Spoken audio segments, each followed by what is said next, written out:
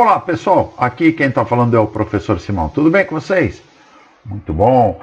Hoje eu vou ministrar uma aula preparatória para o nosso futuro treinamento, que é o curso básico de dimensionamento de vasos de pressão. Tá? No nosso curso básico, a gente vai se concentrar nos aspectos técnicos e princípios científicos do dimensionamento da espessura estrutural do costado de cabeceira. Tá?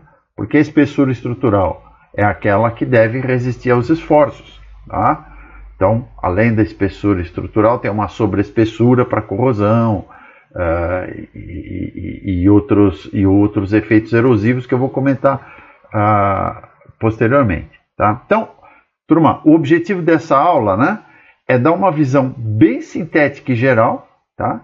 Lembrando sempre que todas as regras, cálculos, desenhos, recomendações, tá, tem que ser consultados no código ASME, principalmente seção 8, divisão 1.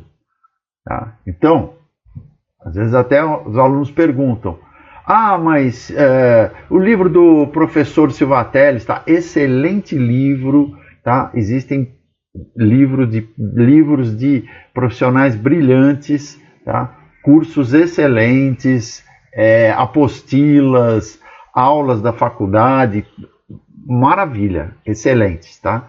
Mas são materiais didáticos, são materiais para para vocês entenderem, tá? Os princípios técnicos, os princípios científicos, tá? Ter uma visão das normas, né? Tá? Mas para projetar, tá? É código ASME. Tá? Código ASME, ok? Tá bom? Muito bem.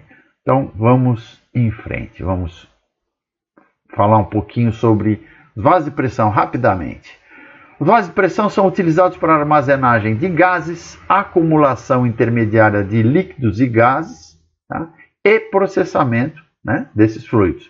As suas características construtivas indicam a sua classificação, onde pode o vaso de pressão ser classificado pela presença ou não de chama, pressão de trabalho, seu formato, quanto à sua posição de instalação. Então nós vamos ver aqui alguns principais tipos, formatos e componentes. Então vamos lá. Vamos ver essa primeira parte aqui. Bom, esses aqui são vasos de pressão cilíndricos verticais. Esses aqui são vasos de pressão cilíndricos horizontais, tá? Aqui no A nós temos um vaso de pressão cilíndrico vertical simples, ok? Aqui um cilíndrico vertical composto. Reparem que tem uma transição aqui, são dois cilindros, tá? Aqui um vaso de pressão de casco cilíndrico horizontal comum, tá? Aqui um vaso de pressão cilíndrico inclinado. Tá? Daqui a pouco eu vou comentar a respeito da finalidade de cada um deles e suas características. Aqui nós temos um vaso de pressão cilíndrico horizontal geminado. Reparem que nós temos aqui vaso 1 e vaso 2. Tá? Aqui nós temos um cilíndrico cônico. Aqui o vaso de pressão esférico. Tá? E aqui um vaso de pressão de esferas múltiplas. Tá bom? Muito bem. Bom, vamos falar um pouquinho sobre os costados. O costado tem sempre o formato de uma superfície de revolução. Tá? Quem estudou cálculo sabe que, por exemplo, se você desenhar um retângulo, passar por um eixo de simetria, tá? E girar esse retângulo, rotacionar esse retângulo em 360 graus, você vai obter um cilindro. Tá? Se você colocar meio círculo, tá? Posicionar meio círculo numa linha de centro, tá? E girar esse meio círculo, você vai obter uma esfera. Tá? Então são superfícies de revolução de figuras planas. Tá?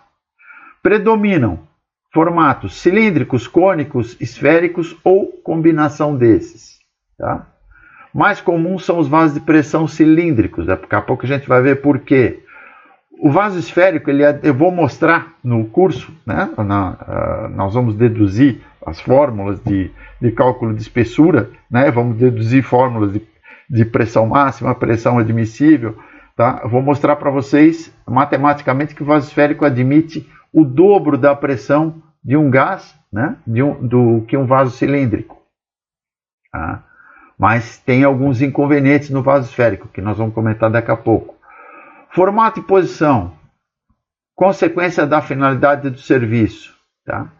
Vasos verticais, ação da gravidade para escoar fluidos, torres, por exemplo, em torres de fracionamento e outros reatores de catálise.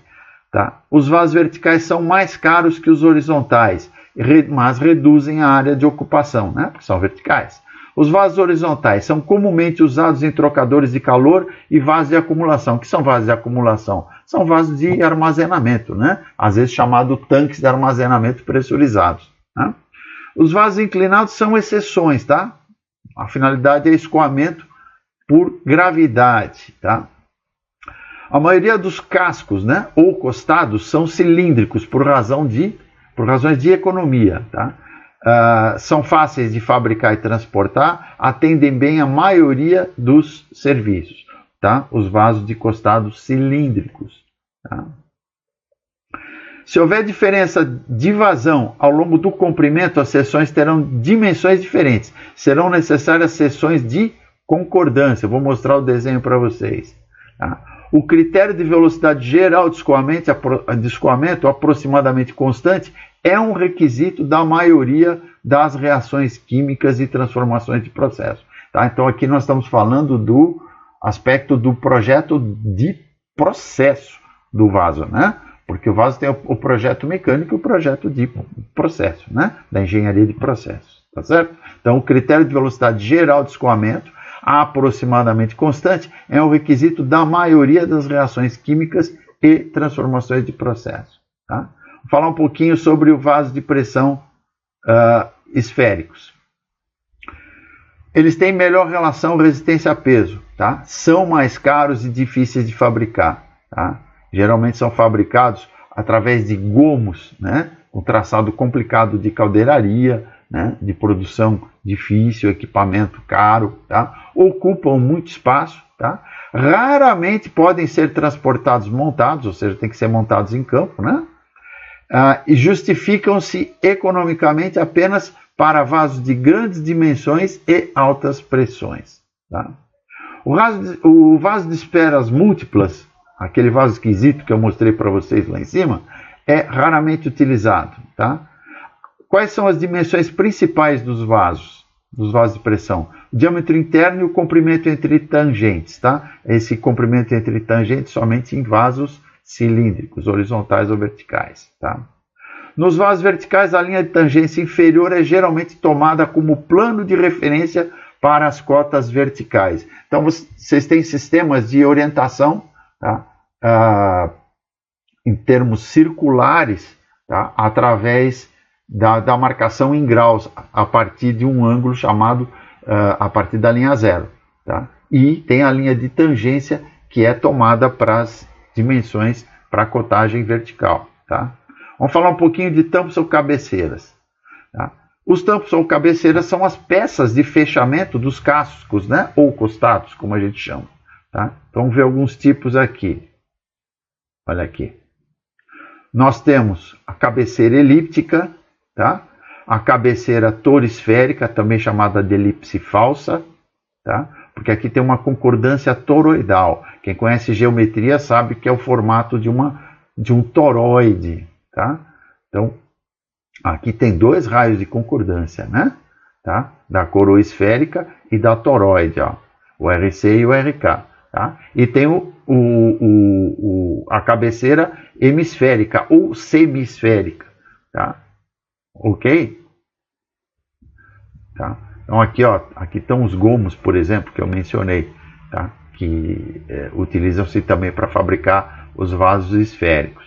Tá? O que é que nós temos aqui? Nós temos um tipo de cabeceira cônica, tá?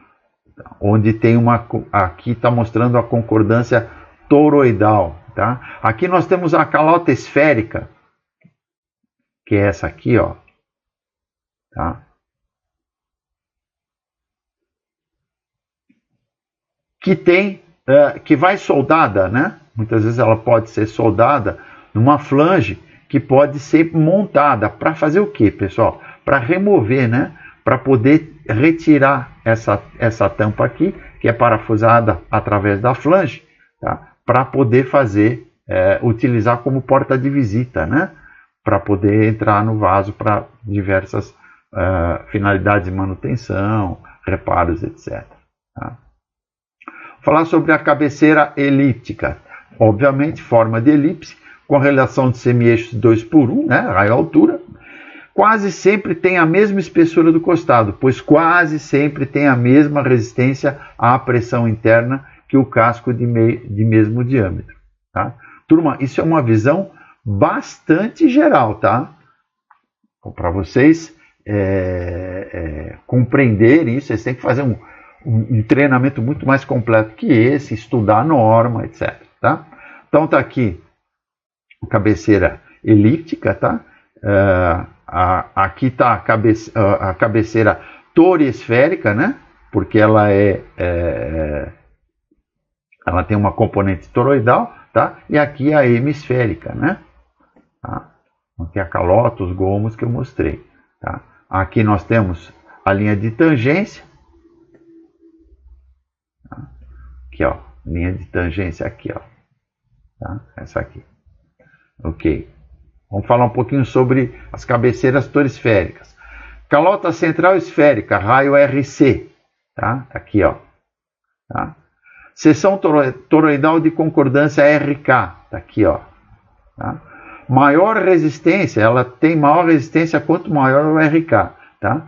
É menos resistente que o elíptico, tá? De mesmo diâmetro em relação de semi-eixos, ok? Então o elíptico é mais resistente. Ah, mas professor, mas onde eu encontro essas informações? Na norma, no código ASME, tá? Então tá aqui, repetindo o desenho, tá? Reforçando a linha de tangência aqui, tá? Calota, gomos, tá? Coroa esférica, concordância toroidal, tá? Linha de corte, ok? Uma série de referências que vocês encontram no desenho aí, tá? Por exemplo, segundo as normas, né? Segundo o código ASME, tá? O RK tem que ser no mínimo 6% do diâmetro ou 3 vezes a espessura. A espessura é chamada de T, né? Na literatura americana é de thickness, né? Espessura, tá? RC máximo igual ao diâmetro, tá? Ó, mostrando de novo, ó. RC, esse raio aqui, ó. RK é o da toroide, ok? Tá? Nesses limites são os menos resistentes à pressão interna, tá? Ok? Então, por isso que eles são mínimos, né? Tá? Mas aqui tem o RC dado um máximo, tá? Bom, para a relação 2:1 de semi-eixos, tá? Então aqui as proporções por RK e por RC em função do diâmetro, tá? Não vou ficar cantando os números aí, tá? Para o torisférico, pessoal, é chamado também perfil Fogels, tá? De falsa elipse. Tá? Vocês veem que o elíptico mesmo é esse aqui, ó. Esse aqui é o torisférico, tá? Tem uma semi-elipse aqui, ó, e uma parte toroidal, tá certo? Bom, elípticos e os tampos elípticos e toriesféricos, tá? Podem ser montados na posição reversa, ou seja, ao invés da posição convexa, podem ser montados na posição côncava, tá? Permite apoio direto de vasos verticais de até 1 metro de diâmetro sobre uma superfície plana, tá? O hemisférico, tá? O tampo hemisférico é mais resistente, tá? Pode ter até metade da espessura do costado. É difícil de construir e ocupa mais espaço, tá? Então são características gerais, tá? Seu emprego: vasos horizontais em geral, vasos verticais de diâmetro muito grande, maior que 10 metros, tá? Esse é o hemisférico, tá? Fabricação via calota central, mais aqueles gomos soldados que eu mostrei, tá? Serve para vasos pequenos e médios de alta pressão, tá? Fabricação pode ser uma peça única forjada, tá? A calota esférica, fabricada de chapa prensada. Geralmente a calota é soldada a um flange parafusado, como eu mostrei lá em cima, tá? Para fácil remoção, tá? Tá aqui, ó, de novo, aqui mostrado a calota, tá? Soldada ao flange, tá? Que vai parafusada na cabeceira. Tá? As cabeceiras cônicas, tá? São fáceis de fabricar, mas bem menos resistentes. São usadas quando precisa se esvaziar rapidamente um vaso, tá? Fundos de vasos verticais, obviamente, tá? É necessária a concordância toroidal para semiângulos maiores que 30 graus, segundo o código ASME. Tá? Então, semiângulo é esse ângulo alfa aqui, ó. Tá? E aqui tem que ter uma toroide, né? Uma concordância toroidal, tá? Para quando o alfa é maior do que 30 graus. Tá? Ah, de novo, a pessoa, mas como é que eu sei isso? Onde é que eu encontro isso? Na norma. Tá? Tem que seguir a norma. Ok? Então está aqui repetindo as figuras, né, que nós comentamos. Tá?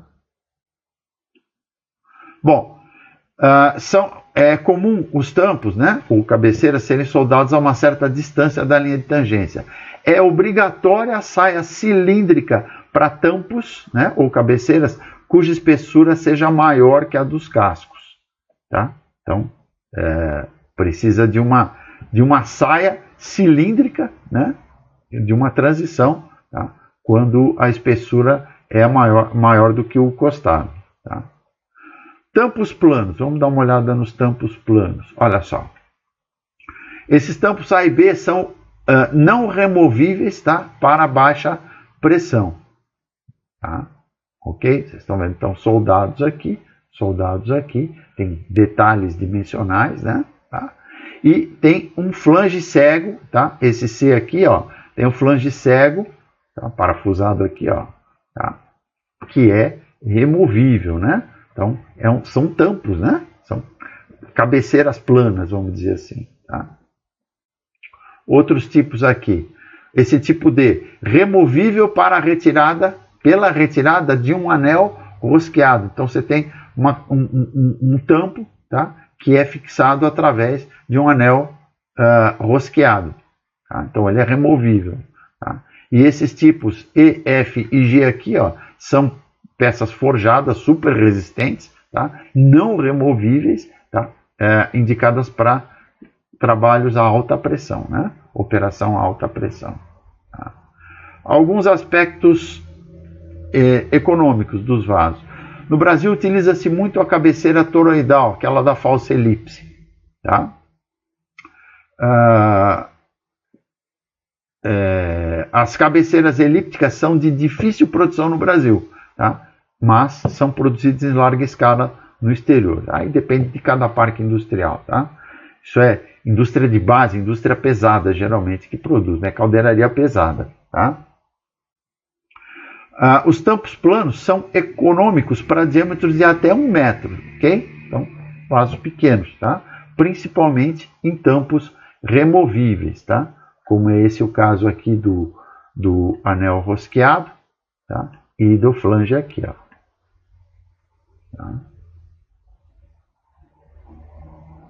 Aqui, ó. Opa, deixa eu ajustar aqui, ó. Transição de formatos. Vamos falar um pouquinho de concentração de tensões. Tampo esférico de mesmo diâmetro e espessura. Pessoal, zero problema se a tangência é perfeita. Tampo elíptico ou toresférico, requer uma saia cilíndrica. Tampos cônicos ou transições cônicas, tá? A transição é severa, pode exigir reforços próximos à linha de junção. Tá? Vamos ver o desenho aqui embaixo. O reforço pode ser dispensado se houver um raio de concordância de, no mínimo, 6% do diâmetro externo do vaso ou 3 vezes a espessura da chapa, o que for maior. Então, vocês veem que essas regras, tá, vêm da norma, do código ASME. Tá? Então, tá aqui, ó, uma ligação cilindro-cone, tá? Cilindro-cone sem concordância. Tá? Que é concordância toroidal, tá? No cilindro maior. Ó. Aqui, ó. Ok? Concordância toroidal. Aqui, ó. Concordância toroidal em ambos os cilindros. Aqui e aqui, ó. Tá? Onde estão os cilindros? Aqui, ó. Cilindro 1, maiorzão. Cilindro 2, menor aqui, ó. Tá? Aqui, ó. Reforço de maior espessura na ligação cilindro-cone, ó. Tá aqui os reforços, ó. Tá? Já estamos terminando, viu, turma? Isso aqui é apenas uma visão geral muito rápida, tá? Introdutória aí ao nosso treinamento. Transição. As chapas de espessuras diferentes demandam um chanfro de transição de no mínimo 3 vezes a diferença entre espessuras. Tá? O chanfro pode ser interno ou externo. Tá? Então o que nós temos aqui? Ó? Opa! Chanfro interno e externo, chanfro interno. Tá? Então ligação entre 2 corpos cilíndricos. O chanfro pode ser feito por qualquer um ou por ambos os lados. Tá? Ligação entre cilindros e tampos, olha, detalhe dos chanfros, estão vendo? Ó? Tá? Importante a transição. Espessuras, aqui, ó. A espessura vai ser o maior valor entre EC mais C ou ES, tá? O que é EC? É a espessura calculada para resistir à pressão. Tá? C é a margem para corrosão. ES é a espessura para resistência estrutural. Tá? Então, no nosso treinamento básico, a gente vai se concentrar bastante, tá? Nessa EC e ES. Tá? Ok? Principalmente na EC. Tá?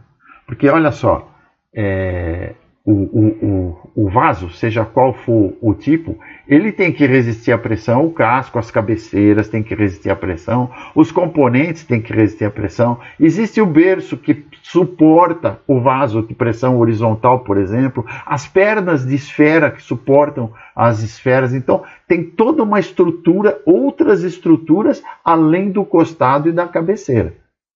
Tá? Então, é bastante coisa, turma. Tá? Então, tem o cálculo estrutural de um modo geral, tá? E tem o cálculo estrutural para a parede do vaso, né? As paredes finas resistirem à pressão. Tá? Mas vocês têm que considerar, por exemplo, o seguinte: a parede de um vaso esférico, ele, além de resistir à pressão interna, tá? Tem uma perna de esfera soldada nela. Tá? Essa perna provoca uma série de esforços, de compressão, de tração, flexão. A própria perna da esfera pode sofrer flambagem. Tá? Então tem todo um cálculo estrutural em paralelo ao cálculo estrutural da própria espessura sob pressão. Outros esforços mecânicos devido ao peso próprio, tá? A ventos, ok? Então, há uma série de fatores aí envolvidos, tá? Bom, para que precisa da margem de corrosão, né? Um valor esperado de corrosão anual em função da vida esperada em anos, tá? É aí que entra a engenharia de confiabilidade, né? Super importante, tá? Os valores de referência para aços carbono ou baixa liga, né?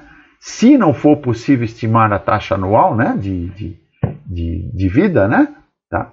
Para meios pouco corrosivos, 1,5 mm de sobreespessura. Meios medianamente corrosivos, 3 mm. Meios muito corrosivos, 4 a 6 mm. Né? Isso aqui é bastante subjetivo, né, pessoal? Tá? Margem de corrosão. Deixa eu revelar aqui. Pode ser dispensado utilizando materiais resistentes à corrosão ou revestimentos adequados. Existem processos também de proteção catódica, como é feita, por exemplo, nos cascos dos submarinos. Os submarinos são vasos de pressão, né? Nos cascos dos navios, né? Da engenharia naval. Tá? Existe uma relação muito próxima entre caldeiraria e engenharia naval. Tá? A margem para corrosão também é usada para corrosão uniforme, mas também é considerada em caso de erosão ou outras formas de corrosão que causem diminuição da espessura. Tá? A espessura, lógico, depende da chapa comercial. Então, vocês projetarem o costado, as cabeceiras, né, e outros componentes dos vasos, é óbvio que vocês vão chegar a determinados valores, né, segundo as normas, tá, e vão selecionar as espessuras de chapas imediatamente superiores aos valores calculados, certo? E de chapas dos materiais cujas características físicas características mecânicas, vocês empregaram no projeto, tá? Tá certo? Nos cálculos. Tá? Então, óbvio, a espessura depende da chapa comercial, espessura final, né? Vasos de casco cilíndrico mais tampo toriesférico são usualmente feitos com chapas de mesma espessura a fim de facilitar a fabricação e evitar aquela transição de espessuras.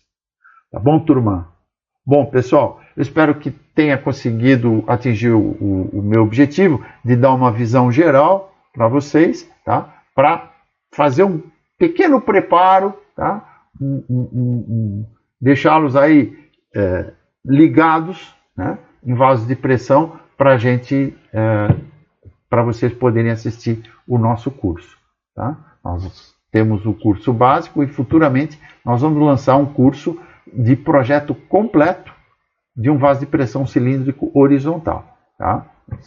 Vocês serão comunicados aí à medida em que nós formos realizando esses lançamentos, tá? Se vocês gostaram da nossa proposta, do nosso canal, da nossa aula, inscrevam-se aí. Quem se inscrever, aciona o sininho para receber as notificações de novas postagens. Deem aí o seu like, tá? Que ajuda a impulsionar o canal, tá? Na página principal, na capa do canal, vocês têm alguns links aí, tá? Aqui, onde podem encontrar meu perfil, currículo, recomendações, meios de contato, enfim, uma série de informações. No LinkedIn, no Facebook, Twitter, Instagram, tá? Geralmente esse último ícone aqui, a última posição, o ícone verdinho, eu reservo para divulgar os últimos eventos, tá bom? Então, eu me despeço de vocês. Quem quiser se comunicar comigo também pode me escrever, tá aqui o meu e-mail. Tá? Agradeço a presença de vocês e aguardo vocês numa próxima oportunidade. Até lá.